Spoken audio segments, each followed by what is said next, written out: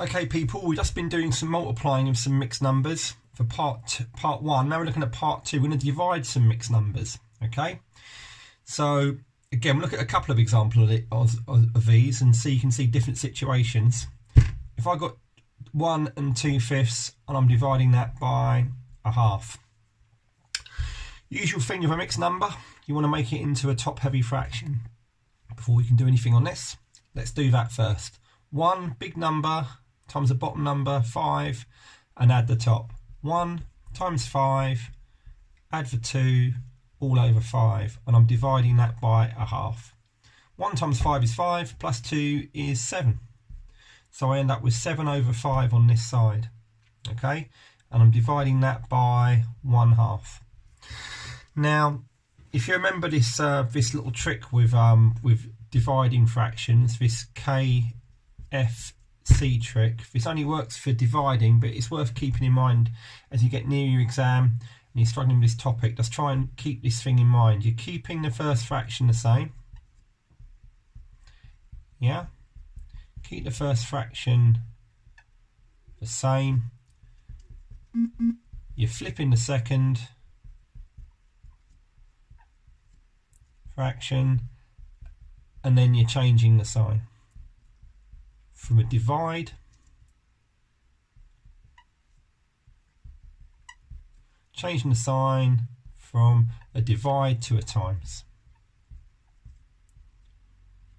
Okay, so let's see that in action and see how it works.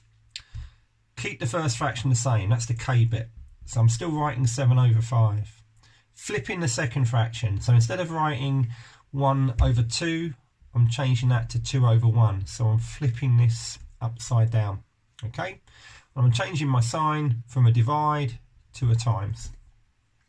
And when it becomes like a standard multiplication question like the ones you've been doing. Okay, so 7 times 2, multiply your two top numbers together, and 5 times 1, multiply your two bottom numbers together. 7 times 2 gives me 14, 5 times 1 gives me 5.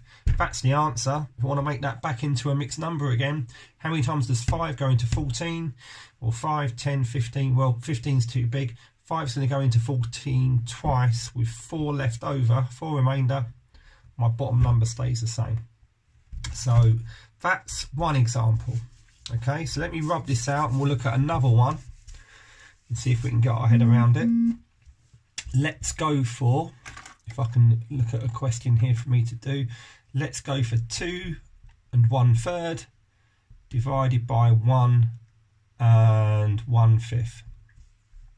Okay, same logic. First thing I've got to do is make them both into improper fractions or top heavy fractions. Multiply the top by the bottom. So multiply the big number by the bottom number, add the top. I've got 2 times 3, that's the denominator, and I'm adding that 1. So 2 times 3 plus 1 all over 3. My bottom number stays the same.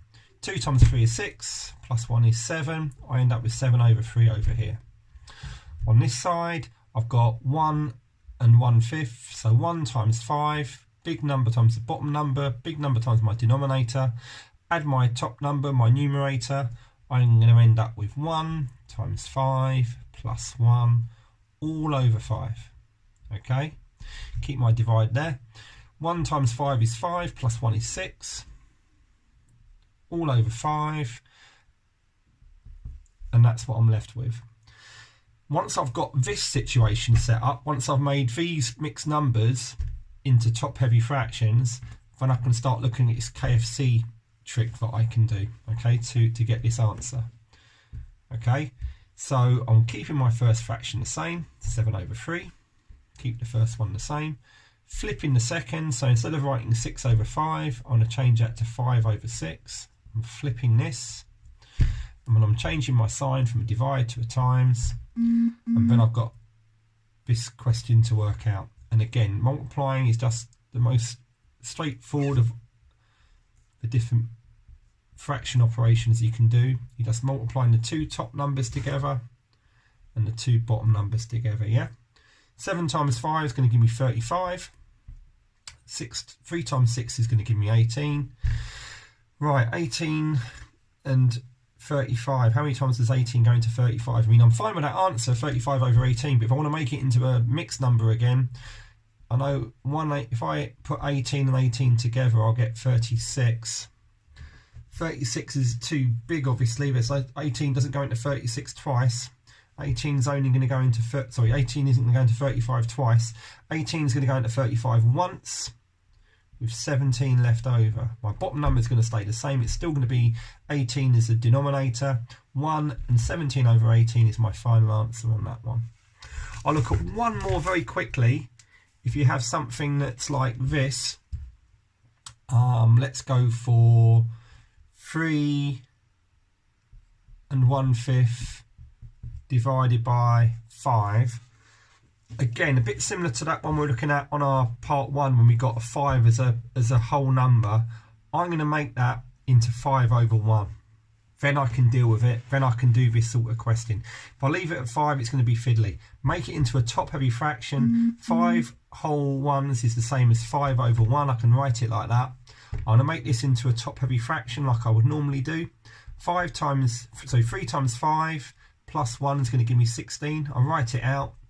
3 times 5 plus 1. All over my bottom number, my denominator stays the same. It's going to be 5. 3 times 5 is 15. Plus 1 is 16. So I end up with 16 over 5 over here. Okay? Obviously, this is still a divide. Now, I've got that to try and solve. Remember my KFC rule that I had, that we were looking at earlier. Keep the first fraction the same. So I'm keeping that as 16 over 5. Flip the second fraction upside down. So I'm going to end up with 1 over 5, not 5 over 1. And change the sign from a divide to a times. So now I've got 16 over 5 multiplied by 1 over 5. I'm multiplying my 2 top numbers together and I'm multiplying my 2 bottom numbers together.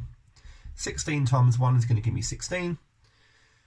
5 times 5 is going to give me 25.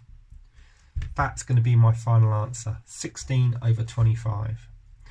Again, these are top end topics for fractions, these, but like I say, the more you practice them, the more you look at these sorts of questions, then the better you become. But good luck with it, and see how you get on. Have a look at my other clips as well. Hope they make sense, and I wish you all the luck with your practice. Goodbye.